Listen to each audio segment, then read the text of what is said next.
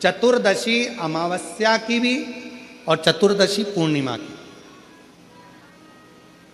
अष्टमी नौमी अमावस्या की भी और अष्टमी नौमी पूर्णिमा की। ये वो तिथियां हैं जिन तिथियों में मां नील सरस्वती का स्तोत्र का पाठ कर कर एक शंख पुष्पी पुष्प, एक अपारिजात का पुष्प जलाधारी पर रखकर 7 बार अगर जल का पात्र से जल चढ़ाया जाए और उसी जल को कटोरी में झेल लिया जाए, उस जल को 3 दिन तक लगातार यदि सुबह दोपहर शाम रोज उस बच्चे को देना चालू करिए, उसके हाथ पैर भी काम करना प्रारंभ करेंगे, उसकी बुद्धि भी काम करना प्रारंभ करेगी।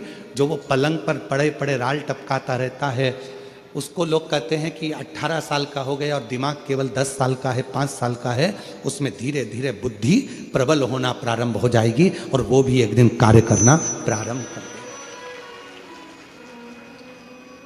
जिसको प्रीमेच्योर बच्चे भी कहते हैं। लोग कहते हैं ये बच्चा जल्दी हो गया था, ये बच्चा बीमार पड़ गया था, बचपन में इसको कोई इंजेक्शन ऐसा लग गया था, बचपन में ऐसा हो गया था, बचपन में वैसा हो गया था, गर्भाशय का जल उसके मुख में चले गया था, तो ये बच्चे की ऐसी गति हो रही है। उस बच्चे के लिए अगर आपके आसपास के क्षेत्र में भी कोई बच्चा ऐसा है तो उसको मां नील सरस्वती का स्मरण जरूर कराएं।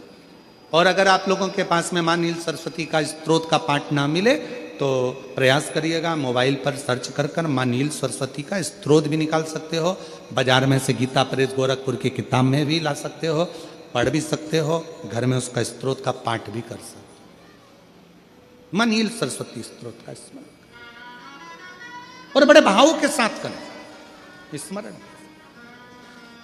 और कोई माताएं कर देती हैं, कोई बच्चा कर देता है, मम्मी मुझे याद नहीं होता, याद करता हूं परीक्षा हॉल में जाकर भूल जाता हूं, मैं कुछ पढ़ता हूं बाद में जाके भूल जाता हूं, स्मरण में नहीं रहता। तो उनसे भी निवेदन है, आप मां नील पाठ नहीं पढ़ सकते, स्तोत्र नहीं कर सकते, संस्कृत में नहीं पढ़ सकते, तो मां नील सरस्वती के नाम से अष्टमी नौमी और चतुर्दशी के दिन एक शंख पुष्पी पुष्प को, नीला कलर का जो फूल होता है बेल में लगा होता है, जो शिव जी को अति प्रिय होता है, उस पुष्प को आप जलाधारी पर रख दीजिए। जलाधारी जानते हो ना सब लोग, शिवलिंग पर नहीं, जलाधारी पर रख दीजिए और जल चढ़ाना 7 बार प्रारंभ करिए। बाबा देव अधिदेव महादेव आपको याददाश्तता में प्रवर करेगा। परीक्षा हॉल में जितना तुम याद कर कर गए हो, अच्छी मेहनत कर कर गए हो, तो भूलोगे नहीं, तुम्हारी बुद्धि तीव्र होती चली जाएगी, प्रबल होती चली।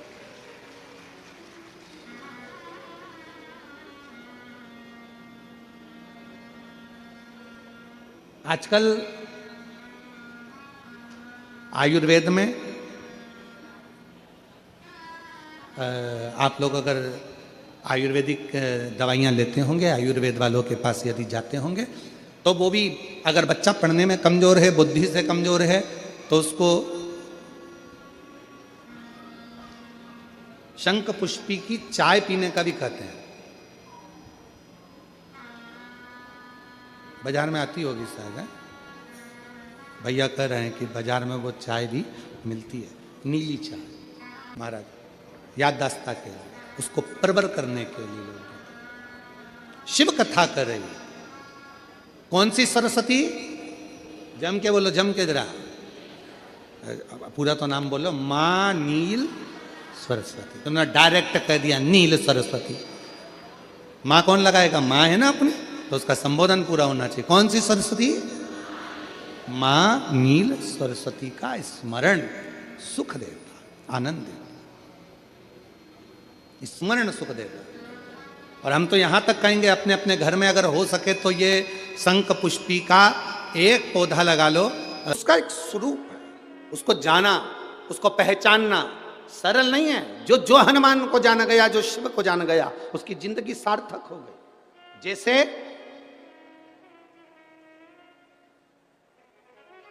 आप एक बेलपत्र,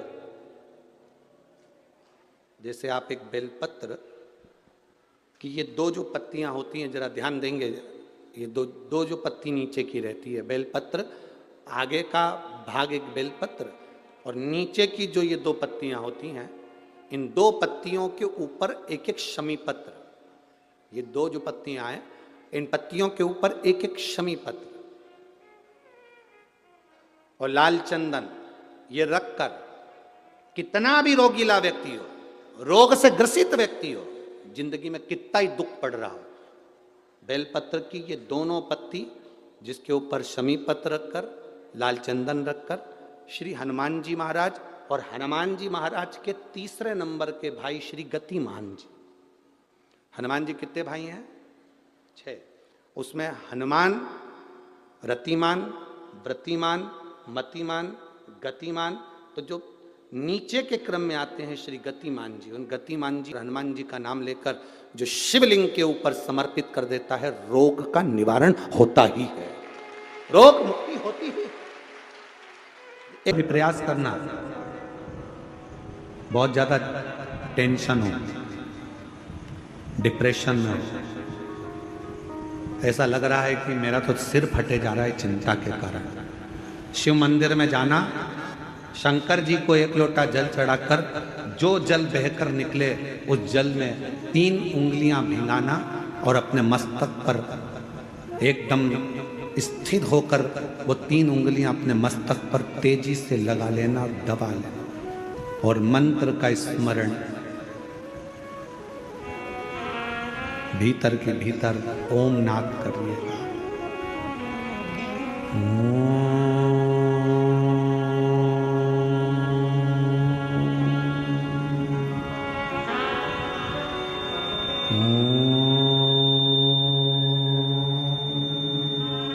भीतर नाद। चलो एक प्रैक्टिकल करके देखते हैं। अपना सीधा हाथ लो, हृदय से विचार करो कि मैं शंकर भगवान को जल चढ़ा रही हूं एक लोटा। जमीन पर उस हाथ का स्पर्श करो।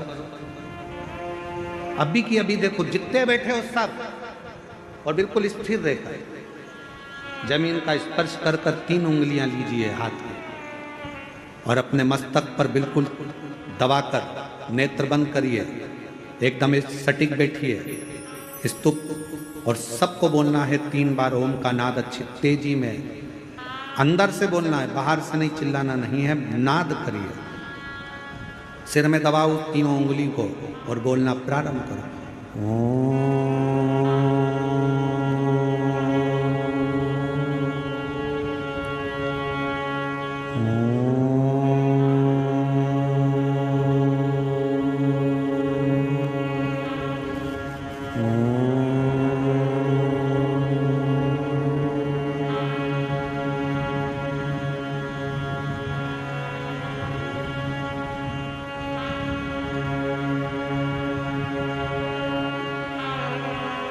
अब अपने हाथ को हटाओ और आंखों को धीरे धीरे खोलो।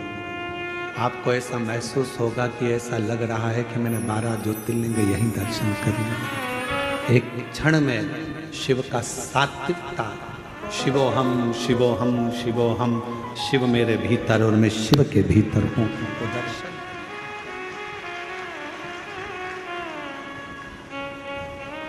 भीतर शिव है, बाहर शिव है।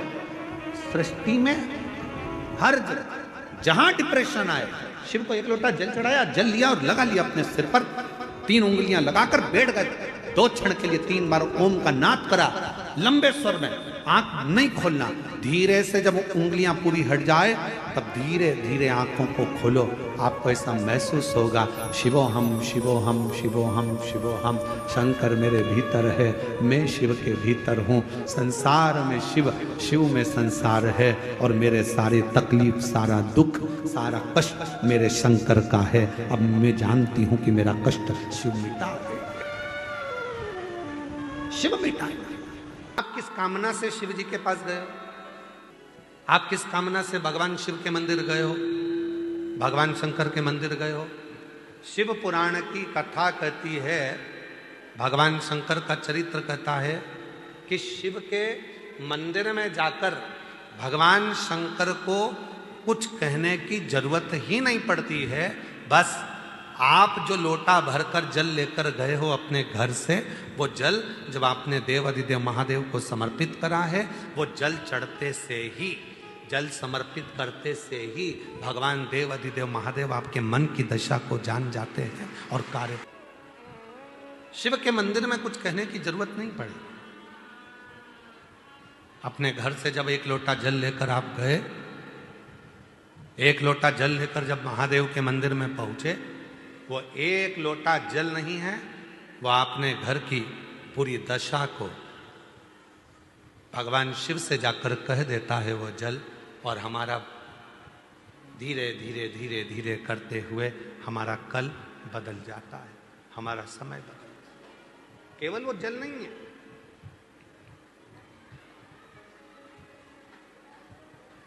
शिव से अपने मन की बात, भगवान शंकर से अपने हृदय की बात, शिव से अपने मन का भाव जब हम कहेंगे वो स्वीकार करेगा। स्वीकार क्या तरीका है कहने का? माइक लगा के चिल्ला के कहोगे भोलेनाथ जी हम तुमसे बहुत प्रेम करते हैं?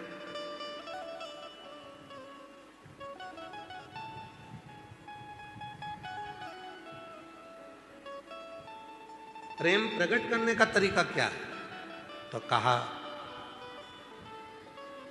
एक लोटा जल जब शिव जी को समर्पित करो, उस समय पर अपने भाव को शुद्ध रखो, निर्मल रखो, मन पवित्र रखो और शिव को चढ़ा दो।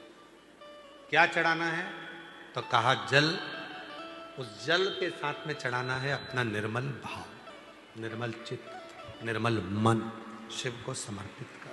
कई लोग कहते हैं गुरुजी हम बहुत टेंशन में रहते हैं, हमारा कोई भी काम बिना अटके तो होता ही नहीं है, बिना अड़चन के तो हमारा कोई कार्य होता ही नहीं है, कुछ ना कुछ अड़चन जरूर आती है मेरे काम में। हम उनसे निवेदन करते हैं तुम अकेले ऐसे पैदा नहीं हुए हो कि तुम्हारे काम में अड़चन आती है। पृथ्वी पर जन्म लिया है तो हर व्यक्ति के काम में अड़चन आती है। भगवान राम जी को देखो, उनके भी काम में अड़चन आई थी, राजा राम बनने वाले थे और 14 वर्ष के लिए वन चले गए।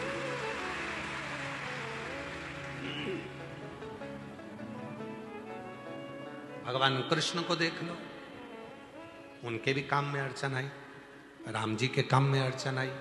जो पृथ्वी पर जन्म लिए हो तो थोड़ा ना थोड़ा काम में तो अड़चन आई। और कहीं का महाराज तुमसे कह दे कि मैं ऐसा तुझे कर दूंगा, बस तू पहन लेना और तेरा काम हो जाएगा, कोई अड़चन तेरे पास नहीं आएगी, तो तुमसे अच्छे अच्छे महाराज तो भगवान राम जी के पास भी थे। राम जी ने एक से भी नहीं कहा कि मेरी अड़चन मिटा दो, क्योंकि भगवान को मालूम था ये कर्म के लेख में जो लिखा कर आया है उसको अपने अकेले को ही काटना पड़ेगा, कोई नहीं काट सकता। इसको अपने को स्वयं को काट, यहां कोई दूसरा नहीं काटेगा, यहां कोई दूसरा नहीं काटेगा। इस कर्म के लेख को तुझे, इस कर्म के लेख को कोई दूसरा नहीं काट सकता। इस कर्म के लेख को मुझे खुद को काटना, स्वयं को काटना, कोई दूसरा नहीं काटेगा। इसीलिए अड़चन आ रही है, आंदोलन।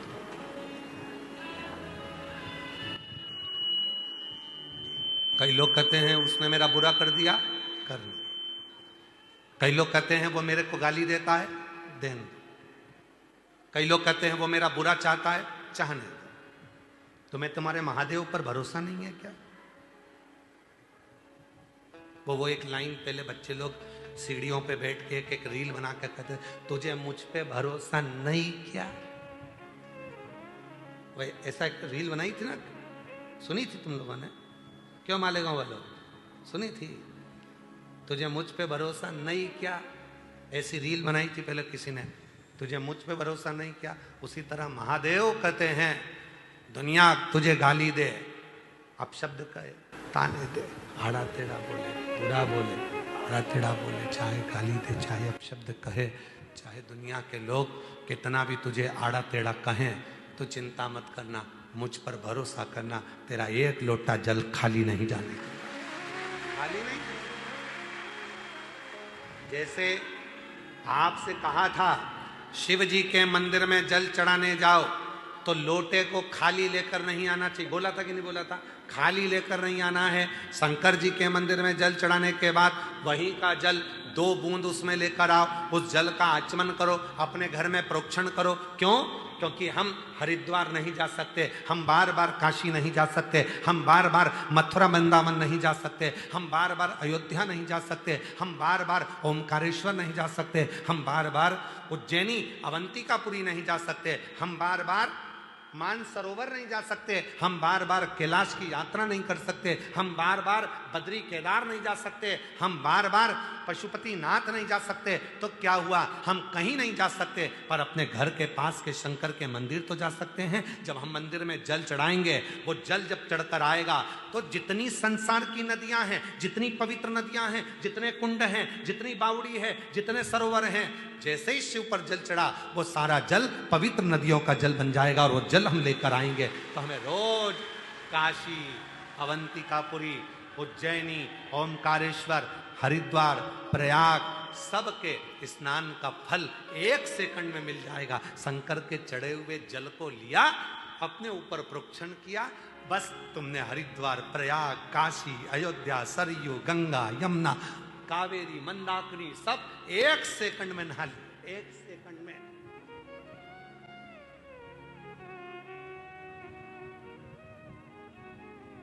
और हम तो रोज नहाते हैं, तुम नहाते हो क्या? जम के तो बोलो। हमसे कोई पूछे क्यों महाराज जी गंगा कितने दिन से नहीं नहाए, हमने कहा रोज नहाते हैं। यमुना रोज नहाते, सरयू रोज नहाते, कावेरी रोज नहाते, मंदाकिनी रोज नहाते, छिपरा रोज नहाते, नर्मदा रोज नहाते। प्रतिदिन शिव पे जल चढ़ा, जल को लाए, प्रोक्षण किया, बस स्नान 1 सेकंड में हो गया। गंगा, यमुना, सरयू, सरस्वती, कावेरी, मंदाकिनी सब। कहाँ से लाऊं गंगा, कहाँ से लाऊं यमुना, कहाँ से लाऊं गंगा, कहाँ से लाऊं यमुना, कहाँ से लाऊं सरयू अपार पड़ी रे, कहाँ से लाऊं सरयू अपार पड़ी रे, और भोले तेरी सेवा हमसे ना बनी रे। कहाँ गंगा जाऊंगा, कहाँ यमुना जाऊंगा, कहाँ कावेरी जाऊंगा, कहाँ सरयू जाऊंगा। इससे अच्छा है अपने मटके का 1 लोटा जल भरकर शंकर के मंदिर जाऊंगा, जल चढ़ाऊंगा, उसी जल को आचमन करूंगा, प्रोक्षण करूंगा, सारा जल मुझे वहीं की वहीं प्राप्त हो जाएगा। सारा जल मुझे